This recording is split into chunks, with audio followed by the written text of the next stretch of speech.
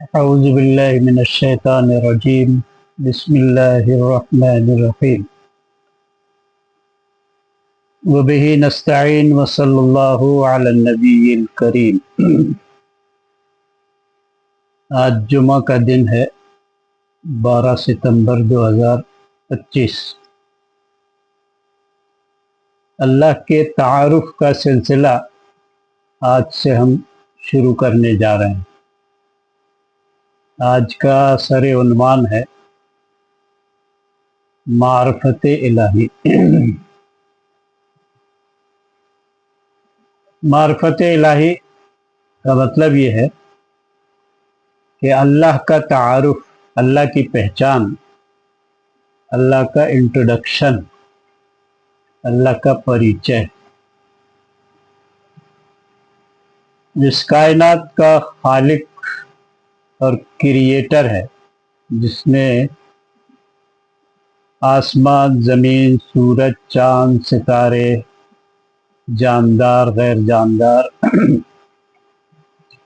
جتنی بھی چیزیں ہم دیکھتے ہیں ان کا کوئی خالق ہے۔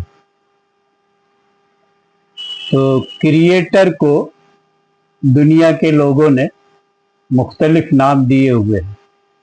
جیسے اردو اور فارسی میں خدا کا لفظ ہے، ہندوستان میں ایشور کا لفظ بولا جاتا ہے، اسی طرح انگریزی میں گاڈ کا لفظ آتا ہے۔ سوال یہ پیدا ہوتا ہے کہ دین اسلام نے کائنات کے کریٹر کے لیے کون سے نام کا انتخاب کیا ہے؟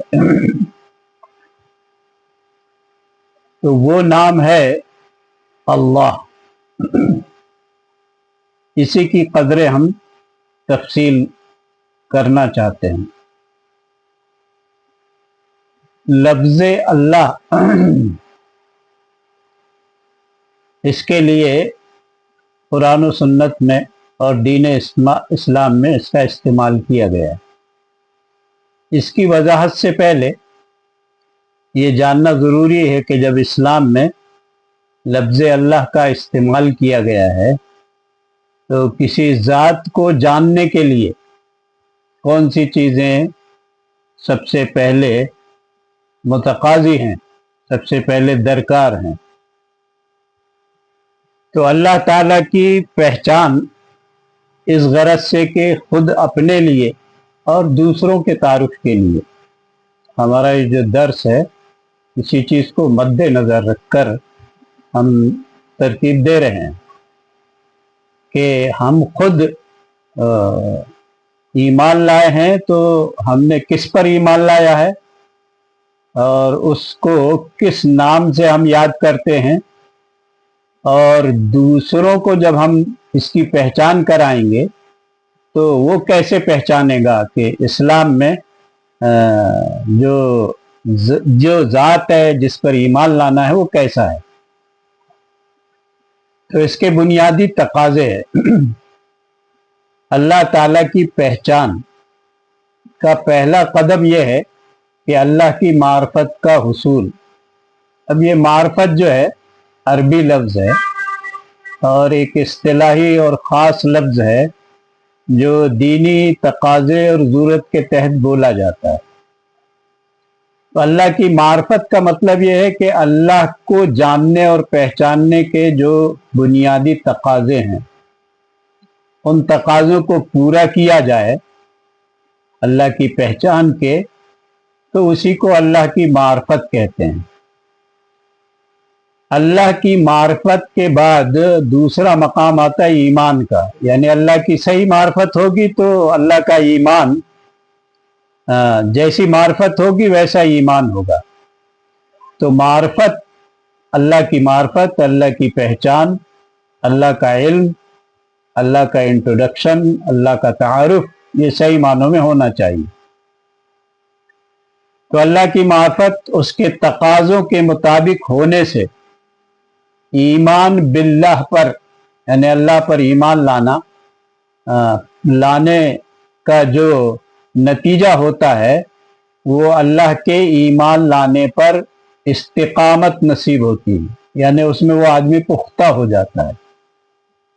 तो अल्लाह की पहचान अल्लाह की मार्फत है, और अल्लाह की मार्फत से ही अल्लाह का ईमान सही मानों में हासिल होता है। इसलिए दीन में दरअसल अल्लाह की मार्फत और ईमान बिल्लाह का नाम है। दीन जब हम बोलेंगे तो दीन दरअसल अल्लाह की मार्फत और ईमान बिल्लाह ही का नाम है। अल्लाह की मार्फत का सबसे बड़ा, अब सवाल ये पैदा होगा कि अल्लाह की मार्फत हम कैसे हासिल करें, कहाँ से हासिल करें, किस चीज को सबसे पहले हासिल करना होगा। तो अल्लाह की मार्फत का सबसे बड़ा और सबसे अहम जरिया अल्लाह के अस्मा व सिफात हैं। यानी अल्लाह ताला ने जो दीन दिया है, उस दीन को उसकी तफसील करने से पहले अपना नाम, अपने सिफात, अपने किरदार, अपने अखलाकियात को बता दिया है इजमाल के साथ। तो इस एतबार से सबसे बड़ा और सबसे अहम जरिया अल्लाह के अस्मा व सिफात ही करार पाते हैं। इसलिए कि दीन की तमाम तर तफसीलात जो बुनियादी तौर पर मकसूद है वो ईमान, अकीदा, अमल व अखलाक व किरदार है। तो ईमान, अकीदा, अमल, अखलाक व किरदार ये अस्मा व सिफात पर ईमान लाने के बाद ही पैदा होते हैं, और अल्लाह के अस्मा व सिफात के ईमान लाने के नतीजे पर जो ईमान, जो अकीदा, अमल व अखलाक व किरदार बनता है उसी को ईमान कहा जाता है। तो इस अल्लाह के अस्मा व सिफात से गुजरना होता है असली ईमान, क्योंकि अल्लाह की जात और उसके अस्मा ही सिफात हैं। अल्लाह के जात, उसके अस्मा व सिफात की तफसील कुरान मुक़द्दस की शक्ल में है, और उसका अमली नमूना मुहम्मदुर रसूलुल्लाह सल्लल्लाहु अलैहि वसल्लम।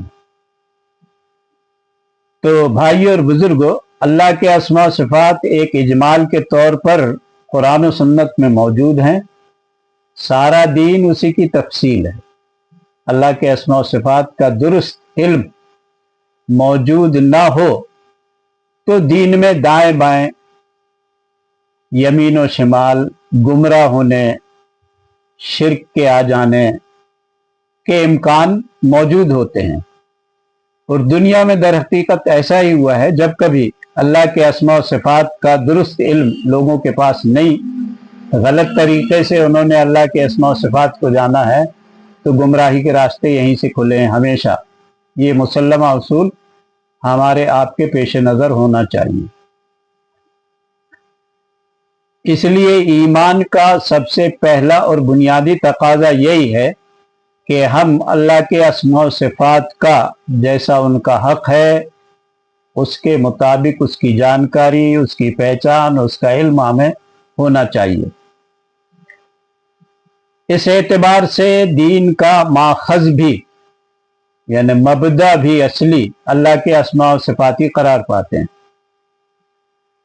दूसरा सवाल ये पैदा होता है कि ईमान का बसेरा या ईमान का मरकज या ईमान का ज़र्फ क्या है, इसका नुज़ूल कहाँ होता है, ये किस जगह में परवरिश पाता है। तो ईमान का महल और मकाम इंसान के जिस्म में उसका क़ल्ब है। इसलिए कुरान मुक़द्दस में ये बात कही गई है कि कुरान मुक़द्दस का नुज़ूल अल्लाह के नबी के क़ल्ब पर हुआ है। तो नतीजतन हर वो शख्स जो अल्लाह के दीन पर ईमान लाए तो पहले उस ईमान को अपने क़ल्ब में जगह दे। तो क़ल्ब जो है वो अल्लाह के अस्मा व सिफात का ठिकाना और मरकज़ है, यही उसका ज़र्फ है। ऐसे एतबार से भी ये बात ज़्यादा ज़रूरी हो जाती है कि अल्लाह के अस्मा व सिफात का सही शऊर हमारे अंदर मौजूद होना ज़रूरी है। अगर इस क़ल्ब में हमने अल्लाह के अस्मा व सिफात को, अल्लाह का जो मकाम है उसको हमने अपने दिल में जगह दे दिया तो अल्लाह हमें नसीब हो जाएगा। اور اگر قلب میں جیسا اللہ کا حق ہے، جیسا اس کا مقام ہے، وہ اس مقام کو اپنے قلب میں دینے سے ہم چوک گئے، ہم سے کوئی غلطی ہو گئی، تو پھر ہمیں اللہ تعالیٰ قیامت تک نصیب نہیں ہوگا۔ ان بنیادی باتوں کے بعد دین کے اس بنیادی عقیدے کے مطابق اللہ کے اسماء و صفات کی صحیح معرفت دین حقیقی اور ایمان حقیقی کی صحیح تعبیر ہے۔ اب اللہ تعالیٰ نے اپنا تعارف خود کرایا ہے، یہ کسی انسان کی اوقات اور حیثیت میں نہیں ہے کہ وہ اللہ کا تعارف کرائے، تو ہم جو کچھ اللہ کا تعارف کرا رہے ہیں وہ اللہ کے بتائے مطابق ہی کرا رہے ہیں۔ تو اللہ نے اپنے اسماء و صفات کا ذکر اپنے بندوں کی ہدایت اور رہنمائی کی نسبت سے کیا ہے۔ اس میں یہ پہلو بھی خوب اچھی طرح سمجھ لینا چاہیے۔ اللہ تعالیٰ نے جو اپنے نام، اپنے اسماء و صفات کا ذکر کیا ہے، وہ اللہ کے بندوں کی رہنمائی کی نسبت سے بیان کیے گئے ہیں، تاکہ اللہ کے اسماء و صفات کا صحیح تصور پیدا کر سکیں ہم۔ اللہ اور اس کے اسماء و صفات کی صحیح معرفت سے اور اللہ اور اس کے اسماء و صفات کے صحیح جانکاری سے ہم صحیح ایمان پا سکتے ہیں۔ اب تھوڑا سا جو اللہ کا نام ہے، اللہ کے اسماء و صفات ہیں، اس کی تفصیل میں ہم جاننا چاہتے ہیں۔ تو سب سے پہلے ہم اللہ کے بارے میں جانیں گے کہ اللہ کیا ہے۔ یہ لفظ اللہ عربی زبان میں الہ کے طور پر مستعمل تھا، جس کا مادہ جو ہے الف لام اور ہا ہے۔ الہ پر جب الف لام شامل کر دیا گیا تو وہ اس میں خاص ہو گیا، یعنی یہ نام بس اللہ کے لیے خاص ہے اور کسی کے لیے استعمال نہیں ہو گیا۔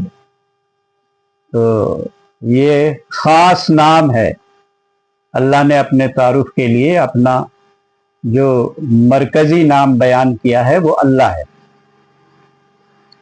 اب اللہ یہ عربی زبان کا لفظ ہے، تو اہل لغت نے اللہ کے لغت کے اعتبار سے متعدد معنی بیان کیا ہے، اور لغت کے اعتبار سے لغوی معنی بیان کرنا کوئی حرج کی بات بھی نہیں ہے، لیکن وہ محض ایک لغوی معنی ہوگا، شرعی معنی نہیں ہوگا۔ ایک مسلمہ اصول ہے کہ جب لغوی معنی اور اصطلاحی معنی الگ الگ ہوں تو ایسی صورت میں لغوی معنی کو ترک کر دیا جاتا ہے اور اصطلاحی معنی لے لیا جاتا ہے۔ لغت اور اصطلاحی معنی جب یکجا ہو جائیں تو یہ نور علی نور ہوتا ہے، لیکن یہ بات یاد رہے کہ لغت کا معنی اور شرعی اور اصطلاحی معنی میں فرق واقع ہو تو ہم لغت کے معنی کو چھوڑ دیں گے اور اصطلاحی معنی لیں گے۔ تو متعدد معنی لغت کے اعتبار سے اہل لغت نے بیان کیا ہے، وہ ہمارے لیے زیر بحث نہیں۔ اب ہم متعین طور پر یہ بات آپ کو بتا دینا چاہتے ہیں کہ اللہ کا اصطلاحی معنی، یعنی قرآن و سنت کی روح سے اللہ کا اصطلاحی معنی کیا ہوگا۔ اللہ کا اصطلاحی معنی، اللہ ایسی ذات کا نام ہے جو اس کے تمام اسماء و صفات کو شامل ہے، یعنی ایسی ذات جو تمام اسماء حسنہ، صفات جمیلہ و کمال کے مجموعے کا نام ہے، جو قرآن و سنت میں بیان کر دیے گئے۔ اب یہ جو قرآن و سنت کی روح سے اللہ کا اصطلاحی معنی متعین ہوا ہے، یہ دنیا کی کسی زبان کا کوئی لفظ اس مفہوم کو نہیں ادا کرتا ہے۔ خود عربی زبان میں کوئی ایسا لفظ موجود نہیں ہے جو اللہ تعالیٰ کا انٹروڈکشن اس کے تقاضے کے مطابق کر سکے، اس لیے لفظ اللہ یہ متعین معنی ہے۔ اہل علم نے، جس پر اہل علم کا اتفاق ہے کہ لفظ اللہ اس میں ذات ہے، یعنی ذاتی نام ہے یہ اللہ کا، اس میں کسی بھی عالم کا کوئی اختلاف نہیں۔ उसकी दलील ये है कि कुरान और सुन्नत में लफ्ज़ अल्लाह मौसूफ ही इस्तेमाल हुआ है, सिफत के तौर पर कुरान और सुन्नत में कहीं भी ये लफ्ज़ किसी भी मकाम पर नहीं इस्तेमाल में आया है। इसलिए ये आयात बय्यिनात और आयात मुहकमात के ज़रिए से साबित है कि अल्लाह इसमें ज़ात है।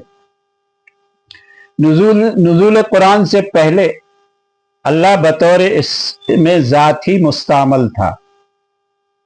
जो दौर जाहिलियत के शोरा हैं और दौर जाहिलियत के जो लोग इस लफ्ज़ का इस्तेमाल करते थे, वो भी इसमें ज़ात के तौर पर इस्तेमाल करते थे, और वो भी यही मुराद लेते थे कि अल्लाह से मुराद तमाम सिफात अल्लाह ही की तरफ मंसूब की जाती थी, अल्लाह को किसी की तरफ मंसूब नहीं किया जाता था। ये किसी खास सिफत के लिए नहीं बोला जाता था। तो अल्लाह की नाजिल करदा आखिरी किताब कुरान मुक़द्दस ने भी यही लफ्ज़ बतौर इसमें ज़ात इस्तेमाल किया है और तमाम सिफात को उसकी तरफ निस्बत दी है। कुरान और सुन्नत में इसके बेशुमार दलाइल हैं। 2-3 आयतें आपको बता दी जा रही हैं। सूरह आराफ आयत नंबर 180, सूरह ताहा आयत नंबर 8, सूरह हश्र आयत नंबर 24। इन आयत में अल्लाह को बतौर इसमें ज़ात और मौसूफ के इस्तेमाल किया गया है और बकाया उसके अस्मा व सिफात जिक्र किए गए हैं। मिसाल के तौर पर अल्लाहु ला इलाहा इल्ला हु लहुल अस्माउल हुस्ना, इसी तरह हु अल्लाहुल खालिकुल बारिउल मुसव्विर लहुल अस्माउल हुस्ना युसब्बिहु लहु मा फिस समावाति वल अर्ज़ व हुवल अज़ीज़ुल हकीम। इन आयात में इसमें ज़ात के तौर पर लफ्ज़ अल्लाह का इस्तेमाल हुआ है। अल्लाह की ज़ात के लिए यही लफ्ज़ मौजू है। अगर हम अल्लाह का तस्वुर उसकी किसी सिफत के साथ करें, यानी अल्लाह जब अपनी पहचान, अपना तारुफ किसी सिफत के ज़रिए से कराए, मसलन अर्रहमान, अर्रहीम, अर्रब, अल-वाहिद, अल-अहद, तो यह तस्वुर सिर्फ एक ख़ास सिफत ही में होगा। मसलन जिसमें रहमानियत है, रहीमियत है, रुबूबियत है, आहदियत है, वहदानियत है। लेकिन जब हम अल्लाह का लफ्ज़ बोलेंगे तो फौरन हमारा जहन एक ऐसी ज़ात ही की तरफ मुंतकिल हो जाएगा जो इन तमाम सिफात से मुत्तसिफ है, जो उसकी निस्बत बयान की गई हैं। और अल्लाह का हक है कि उसके वो अस्मा और सिफात बयान भी किए जाएं और जो उसका वो मुस्तहिक है। तो आज के दर्स में इसी पर हम इक्तिफा करते हैं। बाकी तफसीलात इंशाअल्लाह अल्लाह के तारुफ के सिलसिले में बाकी बातें आइंदा आएंगी। वलिल्लाहिल हम्द।